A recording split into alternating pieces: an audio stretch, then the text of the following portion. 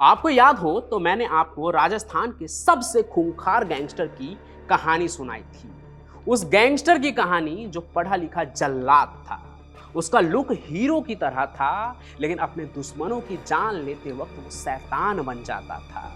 वो गैंगस्टर जिसकी गर्लफ्रेंड अनुराधा चौधरी थी, वही लेडी डॉन अनुराधा जो इन दिनों लॉरेंस के खास काला जठेरी की बीबी बन गई है।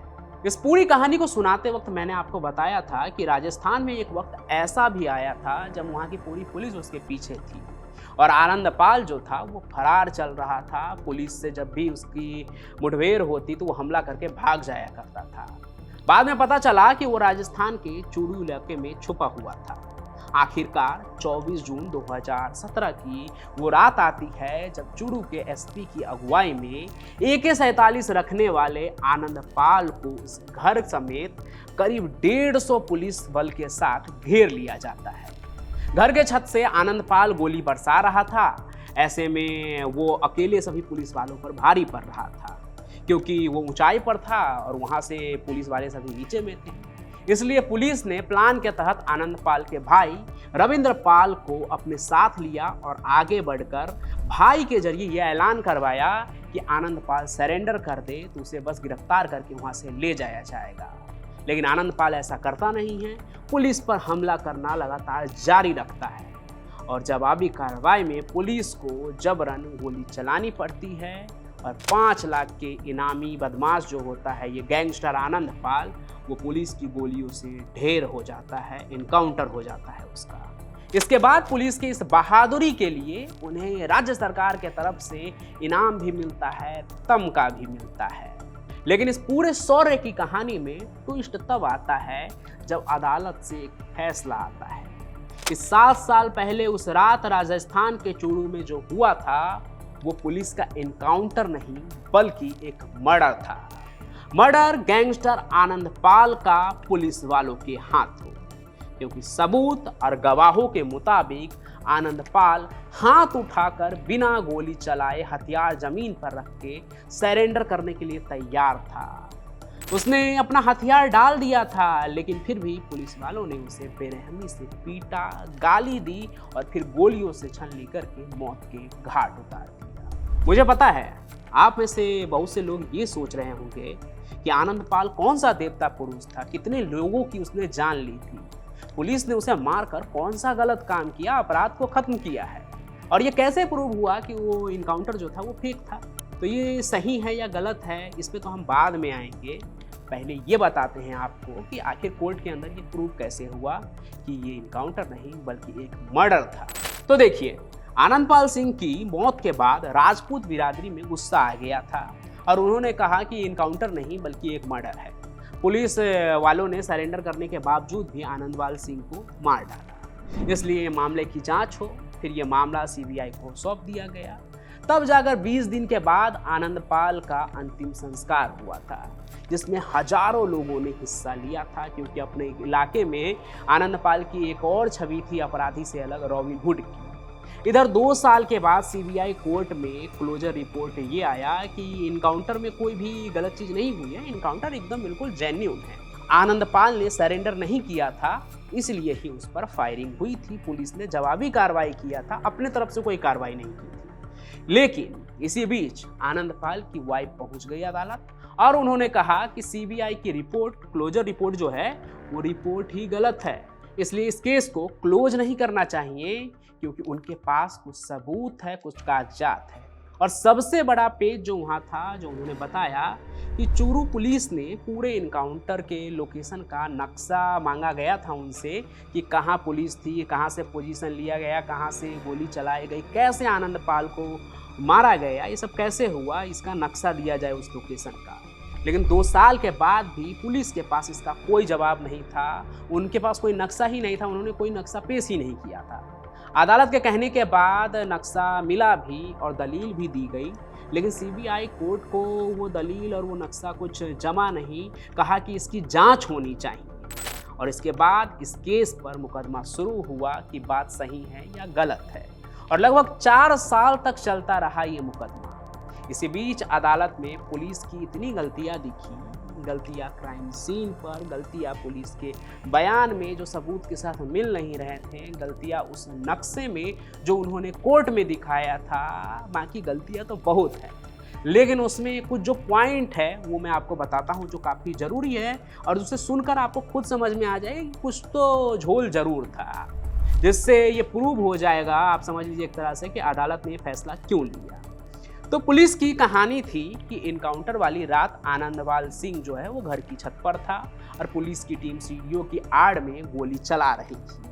अगर बात ये सच थी पुलिस की, तो उनके ग्लॉक पिस्टल की जो खोखे होते हैं ना, गोली से जो निकलती है गोली चलने के बाद, वो सीढ़ी पर गिरने चाहिए थे, क्योंकि जब गोली चलता है तो गोली दूर जाती है, खोखा वहीं पे गिर जाता है जहाँ से गोली चलाता है कोई, ठीक है। लेकिन इस केस में पुलिस के पिस्टल की गोली से निकलने वाला खोखा जो है ना, वो छत पर मिला सीढ़ी के बजाय, जो उनके बयान से बिल्कुल भी नहीं मिलता था, क्योंकि वो गोली तो यहाँ चला रहे थे लेकिन उनका खोखा काफ़ी दूर छत पे था। दूसरा पॉइंट ये कि आनंदपाल सिंह का ना 2 बार पोस्टमार्टम किया गया था। इन दोनों पोस्टमार्टम के बाद जो रिपोर्ट आई थी उसमें ये पता चलता है कि आनंदपाल के जिस्म पर 7 गोलियां ऐसी मिली ना, जो काफ़ी करीब से मारा गया था, क्योंकि उस गोली के लगने से अलग निशान बना था जिस्म पर। ये समझ लीजिए कि गोली करीब 3 से 5 फीट की दूरी से मारी गई थी, जबकि पुलिस के बयान के मुताबिक वो करीब 15 से 30 फीट के डिस्टेंस से उस पर गोली चला रहे थे, क्योंकि उसके हाथ में तो AK-47 था ना, तो सीधे उसके सामने जाने का कोई मतलब ही नहीं था। तो पुलिस के इस बयान का भी ना सबूत के साथ कुछ मेल जोल ठीक बैठ नहीं रहा था। और यहीं से आते हैं तीसरे पॉइंट पर। इस इनकाउंटर में एक कांस्टेबल भी घायल हुआ था, क्योंकि जवाबी कार्रवाई में उनके कहानी के मुताबिक आनंदपाल ने भी गोली चलाया था। तो उस कांस्टेबल ने यह बयान दिया था कि इनकाउंटर के वक्त ना अचानक से आनंदपाल क्या करता है कि वो छत से ना सीढ़ी की तरफ आ जाता है। तो कांस्टेबल इधर से आनंदपाल को गोली मारता है, गोली आनंदपाल को लगता है, वो गिर जाता है। इसी बीच वो भी गोली चला देता है कांस्टेबल पर। कांस्टेबल उसके सामने खड़ा था, इस हिसाब से क्या होना चाहिए था कि गोली उसे सामने से लगनी चाहिए थी, लेकिन कांस्टेबल को गोली लगी थी उसके पीठ पर। तो ये जो कांस्टेबल का बयान था वो भी जो सबूत बाद में आया उससे मैच नहीं कर रहा था, क्योंकि गोली घूम के तो नहीं लग सकती है उसके पीठ पर। अब इसके बाद आते हैं उस पॉइंट पर जो इस मामले में सबसे ज़्यादा इम्पोर्टेंट है, आनंदपाल सिंह के भाई की गवाही, रविंद्रपाल सिंह, जिसका नाम आपने शुरू में भी सुना था कि उसके मदद से ही पुलिस आनंदपाल को सरेंडर करवाना चाह रही थी। मतलब उस दिन चूरू में जो पुलिस की तरफ से वो इनकाउंटर हुआ था, वहाँ पे आनंदपाल का भाई भी मौजूद था। तो उसकी क्या कहानी है, उसने भी कोर्ट में अपनी गवाही दी, उसे भी सुनिए। रविंद्रपाल सिंह कोर्ट में गवाही देता है और वो कहता है कि पुलिस ने उसे पकड़ा और धमकी दी कि अपने भाई का पता बताओ, नहीं तो तुम भी मारे जाओगे। उसको बहुत बुरे तरीके से धमकाया जाता है, इसलिए डर कर वो अपने भाई का कैसे भी पता लगाकर पुलिस को बता देता है। फिर इनकाउंटर वाले दिन पुलिस उसे वहाँ लेकर भी जाती है। उसके जरिए भाई आनंदपाल को सरेंडर करने के लिए भी मनाया जाता है, बाकायदा लाउड स्पीकर से ऐलान करवाया जाता है।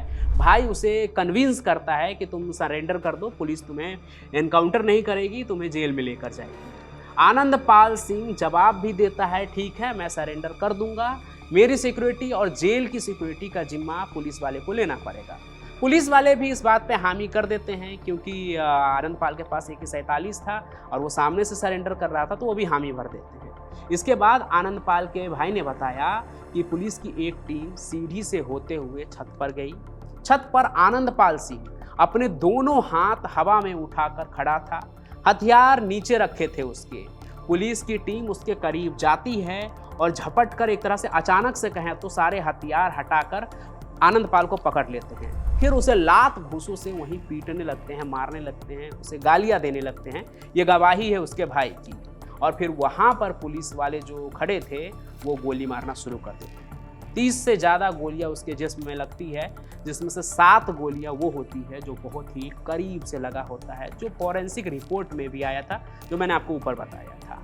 तो एक तरफ पुलिस की जो कहानी थी वो साइंटिफिक एविडेंस से बिल्कुल परे थी, उससे मैच ही नहीं कर रही थी। फिर चाहे वो पोस्टमार्टम की रिपोर्ट हो, चाहे बैलिस्टिक रिपोर्ट हो, यानी गोली की जो रिपोर्ट होती है, वही आनंदपाल के भाई की गवाही सभी एविडेंस से बिल्कुल मेल खा रहे थे।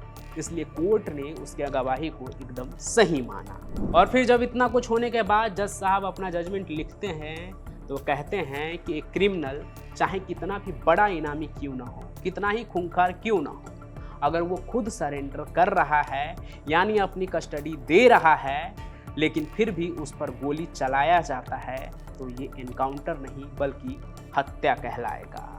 कुल मिलाकर देखा जाए इस मामले में तो पुलिस ने अपने पावर का गलत उपयोग किया। इसलिए जोधपुर की सीबीआई कोर्ट ने उस वक्त के जो इनकाउंटर के वक्त चुरू के एसपी थे जो इस पूरे ऑपरेशन को लीड कर रहे थे, उनके समेत कुल 7 पुलिस वालों के खिलाफ मर्डर का केस दर्ज करवाया और उन पर मुकदमा चलाने की सिफारिश भी कर दी है। अब आगे ये केस चलेगा कि क्या वो मर्डर था या नहीं था। मतलब अब तक ये था कि इनकाउंटर फेक था या नहीं, तो इसमें निकला कि इनकाउंटर फेक है, यानी मतलब ये मर्डर है। तो अब पुलिस वालों की भी तरफ से अब वो केस लड़ेंगे अपना कोर्ट में और वो प्रूव करने की कोशिश करेंगे कि ये मर्डर नहीं, हमने तो इनकाउंटर ही किया था, हम सही थे। बाकी ये केस अभी चलेगा और इसमें अगर कुछ बदला तो वो कहानी भी लेकर हम जरूर आएंगे। बाकी आसार कुछ ऐसे दिख नहीं रहे हैं क्योंकि सभी सबूत जो है वो पुलिस वालों के खिलाफ ही दिख रहे हैं। बाकी अगर कुछ अपडेट आया तो मैं कहानी सुनाऊंगा ही। स्क्रीन पर आपको अभी एक बारकोड दिख रहा होगा, इसे स्कैन करके आप सीधे मुझसे व्हाट्सएप पर बातचीत कर सकते हैं। और इस पूरी कहानी को सुनने के बाद आप कमेंट में भी जरूर लिखिएगा कि आप क्या सोचते हैं, क्योंकि आनंद पाल की जब कहानी मैंने सुनाई थी तो कई लोगों का कमेंट ये भी आया था कि वो इनकाउंटर फेक था। तो अब जो ऐसा सोचते थे, जिनको लगा था कि न्याय नहीं मिला, उनके लिए एक तरह से न्याय अभी मिल गया है। तो उस पर आपका क्या कहना है वो भी आप ज़रूर लिखिएगा। बाकी इस वीडियो को लाइक कीजिए, ज़्यादा से ज़्यादा शेयर कीजिए और हमारे इस चैनल को सब्सक्राइब भी कर लीजिए ताकि ऐसी कहानियाँ जब मैं लेकर आऊँ तो उसका नोटिफिकेशन आप तक पहुँचे। हम फिर मिलेंगे, तब तक के लिए आपका बहुत बहुत धन्यवाद।